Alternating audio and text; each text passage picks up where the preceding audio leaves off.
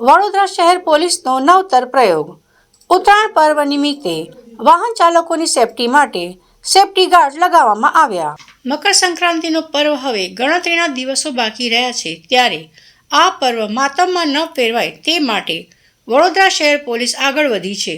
વડોદરા શહેરના police commissioner Narsinh કુમારના માર્ગદર્શન હેઠળ વડોદરાના વાહન ચાલકોની સુરક્ષાને ધ્યાને લઈ આજે સયાજીગંજ ટ્રાફિક પોલીસની કચેરી ખાતે વાહન ચાલકોને ઉત્તરાયણ પર્વ નિમિત્તે સેફટી ગાર્ડ લગાવવામાં આવ્યા હતા.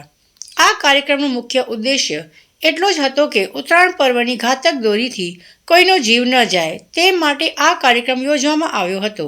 સાથે વાહન ચાલકોને સમજાવવામાં આવ્યા હતા કે તમામ જે માર્ગ સલામતીના નિયમો છે તેનું અચૂક પાલન કરવું, હેલ્મેટ પહેરવું અને ઓવર સ્પીડથી વાહન ન ચલાવવું જોઈએ. તો વાહન ચાલકોએ પણ વડોદરા શહેર પોલીસની કામગીરીને બિરદાવી હતી અને વાહન ચાલકોને અપીલ કરી હતી કે વાહન ચલાવતા સમયે તમામ નિયમોને પાલન કરી અને હેલ્મેટ પહેરીને જ વાહન ચલાવવું જોઈએ. આપની વાત સાચી છે.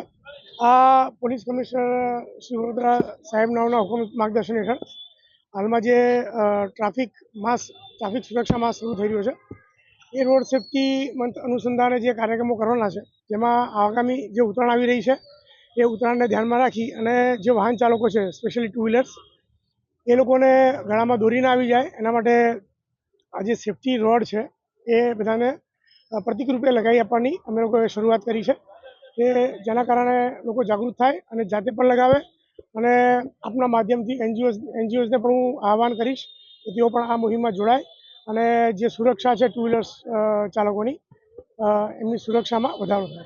એ વાત સાચી છે. મેઇન અમે વારંવાર આપના માધ્યમથી જણાવીએ છીએ કે જે ઓવર સ્પીડિંગ છે, રોંગ સાઈડ છે, સિગ્નલ ભંગ છે, હેલ્મેટ નથી પહેરતા, આ બધા કારણોથી અકસ્માત વધી જાય છે.